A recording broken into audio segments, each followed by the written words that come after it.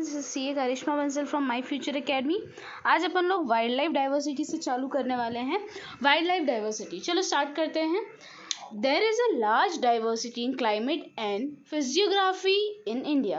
Due to this geological diversity, a large variety is seen among insects, birds, animal and vegetation.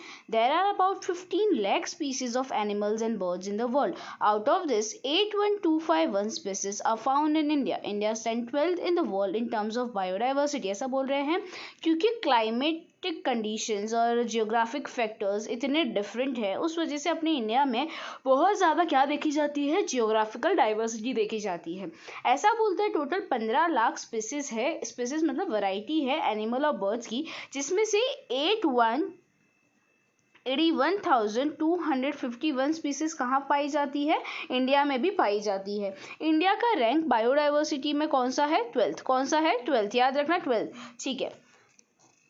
Animals from Asia, Europe and Africa are seen in India. ऐसा बोल रहे हैं यहाँ के animals यहाँ पे देखे जाते हैं। अफ्रीकन जराक, European wolf, wild goats and Kashmiri deer, elephants, gibbons from Southeast Asia are found here. ये सब यहाँ पे पाए जाते हैं। The biodiversity of India includes, India की बायोडाइवर्सिटी में कौन कौन एनिमल्स आते हैं, black bear, one horn rhino, deer, different types of snakes, peacock, गोहार्ड that is bustard, hawk, kingfisher and flamingo, ये सब तुम्हारे इसमें बायोडाइवर्सिटी के अंदर आते हैं इंडिया के। The snow leopard in Himalaya and the red panda found in the same altitude are distinguished animal here. ऐसा बोल रहे हैं एक तो जो लेओपार्ड जो हिमालय में पाया जाता है और एक रेड पांडा जो कहाँ पाया जाता है, जो सेम इसी एल्टीट्यूड मतलब हिमालय में ही इस ऊंचाई पे पाया जाता है, वो बहुत ज़्यादा यूनिक है इन एनिमल्स के अंदर। उसके बाद currently India is only country in the world where tigers and lion are seen in moving in their natural abodes. ऐसा बोल रहे हैं इंडिया ही एक वो जगह है जहाँ पे टाइगर एंड लायन इतना इजीली घूम सकते हैं इधर उधर अपने जंगल में।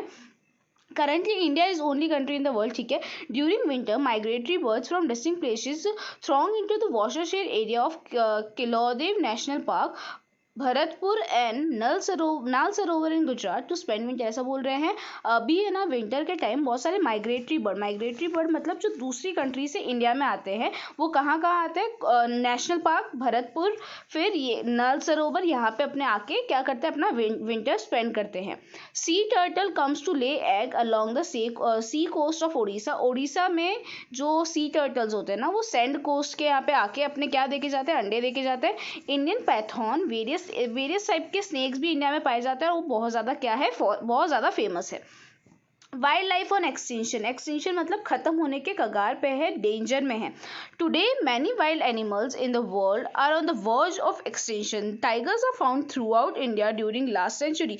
Tigers were seen in forest of Idar, Ambaji and Danta. Today tigers are totally extinct from Gujarat forest area. ऐसा बोल रहे हैं गुजरात फॉरेस्ट एरिया से आज के टाइम पे टाइगर्स बहुत ज़्यादा खत्म होते गए हैं। चीता इज ऑल्सो बिकम, चीता भी धीरे धीरे खत्म होते जा रहे हैं। बहुत सारे बर्ड्स के स्पीसीज जो पहले इंडिया में बहुत ज़्यादा पाए जाते थे, अब वो इतने पाए नहीं जाते। स्पैरोज देखो, पहले स्पैरोज कितनी आती थी, अब स्पैरोज इतनी दिखती ही नहीं है। Some of them like vulture, duck in with pink throat, cranes and owls are on the verge of extinction. और जैसे वल्चर हो गया, डक जिसकी पिंक थ्रोट थी, क्रेन्स हो गए, आउल्स हो गए, ये भी अब खत्म होने के कगार पे है। फिर बाद में ऐसा बोल रहे हैं Kilatro birds once widespread in Arunachal Pradesh of north east is not seen easily. अब ऐसा बोल रहे हैं जो चिलोट्रो बर्ड था वो पहले है ना जो अरुणाचल प्रदेश में पाया जाता था, वो इतना इजीली देखा नहीं जाता। There is a danger of survival of the alligator of fresh water of, alligator मतलब मगरमच्छ, एंड गंगा रिवर डॉल्फिन। ऐसा बोल रहे हैं जो एलिगेटर्स एंड डॉल्फिन्स है वो लोग भी ऑलमोस्ट खत्म होते जा रहे हैं। The number of C turtles जो पहले ओडिशा में अप्रोच करते थे वो भी धीरे धीरे कम हो रहे हैं। वाटरफॉल जल भी once found frequently in Narmada, Tapi, Mahi and Sabarmati rivers of Gujarat is almost extinct. A time has come for us to think about this seriously. ऐसा बोल रहे हैं कि है ना बहुत सारे जो वाटरफॉल्स थे, वाटर एनिमल्स थे जो पहले नर्मदा, तापी, माही और साबरमती रिवर में पाए जाते थे, वो भी अभी क्या है, on the verge of extinction है। इसलिए अपना टाइम आ गया कि अब अपन लोग इसके बारे में कुछ सोचे। रीज़न क्या क्या रीज़न है जिस वजह से एनिमल्स खत्म हो रहे हैं या फिर एक्सटिंक्शन पे आ रहे हैं wildlife. Due to human interference in the grassland and watershed forest, the natural habitat of wild spate is put in danger. ऐसा बोल रहे हैं फॉरेस्ट में बिकॉज ह्यूमन इतनी ज़्यादा एक्टिविटी करते हैं तो उन लोगों का जो घर है वो खतरे में आ जाता है, उन लोगों को कहीं और ट्रांसफ़र होना पड़ता है जहाँ पे शायद खाने पीने को उनको प्रॉपर नहीं मिले। तो ये भी एक रीज़न है जिस वजह से क्या हो रहा है, ये वाइल्ड लाइफ अपन को थोड़े से डेंजर में आ चुके हैं। डिस्ट्रक्शन ऑफ फॉरेन भी एक बहुत बड़ा रीज़न है जिस वजह से बोलते हैं ना इम्बैलेंस क्रिएट होता है। भैया तुम लोग फॉरेस्ट डिस्ट्रॉय करते जाओगे तो मेरी बात समझो, अगर फॉरेस्ट डिस्ट्रॉय होगा तो उन लोगों को खाने पीने को नहीं मिलेगा, अगर खाने पीने को नहीं मिलेगा तो ये भी हमारे नंबर ऑफ वाइल्ड लाइफ को कम करने में इम्पैक्ट करेगा। हंटिंग, एनिमल हंटिंग की वजह से एनिमल्स कम हो रहे हैं। उसके बाद जो एक्सप्लॉइटेशन हो रहा है फॉरेस्ट का, दूसरी एरियाज़ का, जो ग्रीडी मोटिव्स है कि भाई हमको रोड बनाने हैं, मल्टीपर्पज़ प्रोजेक्ट बनाने हैं, माइनिंग वर्क करना है, नया सेटलमेंट बनाना है, इस वजह से भी हमारे वाइल्ड लाइफ है वो लोगों को क्या होता है, बहुत ज़्यादा दिक्कत होती है।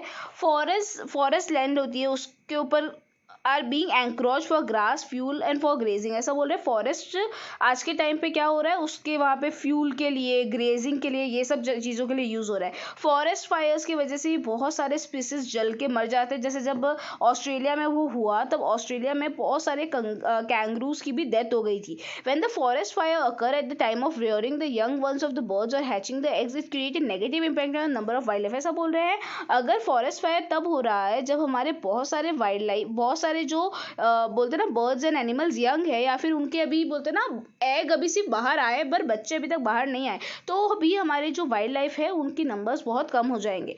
Due to the loss of natural habitat many animals without any abode come into conflict with man and sometime even loss their life. ऐसा बोल रहे हैं अगर उनके पास घर नहीं होता तो वो लोग क्या करते हैं, दूसरी जगह जाते हैं। दूसरी जगह में कभी कभी वो क्या करते हैं ना, ये ह्यूमंस के साथ टकरा जाता है और ह्यूमंस तो डायरेक्ट उनको शूट कर देते हैं, तो इस वजह से भी उन लोगों की लाइफ डेंजर में आ जाती है। Hunting to procure biomedicines or things which make perfumes also bring the species to the, ऐसा बोल रहे हैं मेडिसिन बनाने के लिए और कुछ कुछ चीज़ें, कुछ एनिमल का जो होता है ना ऑयल, वो परफ्यूम्स बनाने में भी यूज़ होता है, तो उस वजह से भी तुम्हारे जो एनिमल्स है वो ख़त्म होने के कगार पे हैं। ठीक है, अब देखते हैं मेजर्स। ये देखो रेड पांडा के बारे में बताया। रेड पांडा कहाँ पाया जाता है, हिमालयाज़ में पाया जाता है। वो क्या खाता है, वो बैम्बू स्प्राउट्स खाता है, एग्स, स्मॉल बर्ड्स, इंसेक्ट खाता है। It is less active during the day के टाइम थोड़ा सा बोलते हैं ना वीक रहता है। इंडिया के अलावा ये और कहाँ पाया जाता है, चाइना, नेपाल, भूटान और म्यांमार में।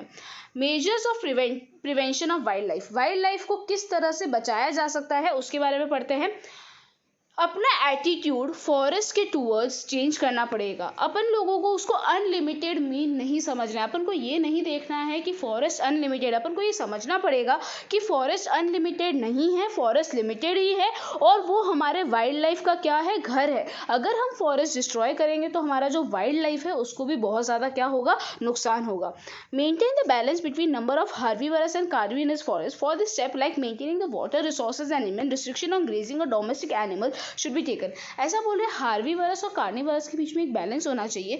और वो आप कैसे कर सकते हैं, आप अपने फॉरेस्ट को अच्छे से मेंटेन रखिए ना, तो हार्बीवरस क्या करेंगे, हार्बीवरस भी भूखे नहीं रहेंगे और कार्निवरस भी भूखे नहीं रहेंगे। तो इस तरह से आप लोग एक मेंटेन रखिए बैलेंस, किसके बीच में, हार्बीवरस और कार्निवरस। अगर इन दोनों के बीच में बैलेंस मेंटेन नहीं रहेगा ना तो आप लोगों का जो इकोलॉजिकल बैलेंस है ना वो भी डिस्टर्ब हो जाएगा। There should be complete ban on hunting. Hunting एकदम इलीगल हो जाना चाहिए, उसके ऊपर बहुत ज़्यादा हैवी पनिशमेंट लगानी चाहिए अगर कोई बिना परमिशन के क्या करता है, हंटिंग करता है। It is necessary to make such arrangement which would not disturb animal during their procreative period. ऐसा बोल रहे हैं एक ऐसा अरेंजमेंट होना चाहिए कि जब है ना एनिमल्स प्रेग्नेंट हो, जब वो बेबीज़ देने वाले हो, तब उन लोगों को डिस्टर्ब करने वाला कोई नहीं होना चाहिए, उनको एक सेफ एनवायरनमेंट प्रोवाइड करना चाहिए। A study should be made about the likely effect of fisheries, forest gathering और tourism in forest and steps should be taken accordingly. ऐसा बोल रहे हैं एक अपन लोगों को स्टडी करनी चाहिए कि जो फिशिंग करने अपन लोग जाते हैं, टूरिज्म के लिए क्या स्टडीज़ करनी चाहिए कि अपन लोगों को फिशिंग के लिए जाते हैं, टूरिज्म के लिए जाते हैं, उस वजह से जो आजू बाजू वाले एनिमल्स हैं उन लोगों को कितना इम्पैक्ट हो रहा है। उसके बाद प्रोग्राम्स, अवेयरनेस प्रोग्राम्स करने चाहिए ताकि सोसाइटी वाले अवेयर हो। If the wildlife protection force is inactive then pressure should be brought to on them and this work should be done given priority. ऐसा बोल रहे हैं कि अगर वाइल्ड लाइफ प्रोटेक्शन जो फोर्सेज बनाई जाती है जिसका काम है वाइल्ड लाइफ को प्रोटेक्ट करना, अगर वो लोग बोलते सही से काम नहीं कर रहे तो उनके ऊपर प्रेशर डालना चाहिए कि आप अपना अपना काम सही से कीजिए, आप अपने हमारे वाइल्ड लाइफ को बचाने में हेल्प कीजिए, और अगर वो लोग सबसे काम नहीं कर रहे तो उनकी कंप्लेन करके उनसे कैसे भी करके काम करवाइए। तो अपन लोगों ने आज क्या क्या पढ़ा, अपन ने reasons for destruction of wild life पढ़ा, जिसमें मेन अपन ने क्या पढ़ा, फॉरेस्ट की वजह से होता है। फॉरेस्ट अगर खत्म हो जाएगा तो उनका बोलते हैं क्या, उनकी नेचुरल हैबिटेट चली जाएगी। अगर फॉरेस्ट में आप कचरा या पॉल्यूशन फैलाओगे तो भी दिक्कत होगी, और अगर आप फॉरेस्ट काट के या फिर वाइल्ड या फिर जो फॉरेस्ट फायर होता है उस वजह से भी उन लोगों को बहुत ज़्यादा डेंजर होगा। या फिर अगर आप फॉरेस्ट काट के ये जो बिल्डिंग्स बनाओगे तो भी उन लोगों को दिक्कत होगी, क्योंकि वो लोग शहर में आ जाएंगे, शहर में आएंगे तो वो लोग ह्यूमन लोग उनको क्या कर देंगे, मार डालेंगे। और मेजर्स में अपन ने क्या क्या देखा, फॉरेस्ट को बचाओ, उसके बाद हार्बीवरस और कार्निवरस का बैलेंस बना के रखो, फिर हंटिंग बिल्कुल भी स्टॉप कर दो, उसके बाद अपन लोगों को एनिमल्स को प्रोक्रिएटिव पीरियड में बिल्कुल भी डिस्टर्ब नहीं करना चाहिए, प्रोग्राम्स अरेंज करना चाहिए ताकि लोगों में अवेयरनेस फैले। उसके बाद अपन लोगों को वाइल्ड लाइफ फोर्स को प्रोटेक्शन फोर्स को एक्टिव करवाने में हेल्प करनी चाहिए। ठीक है, ये पार्ट अपना यहाँ पे खत्म हुआ। कल अपन लोग वाइल्ड लाइफ प्रोटेक्शन स्कीम्स देखेंगे और sanctuaries, national park and bio reserve. I guess ये चैप्टर मोस्टली कल तक खत्म हो जाना चाहिए।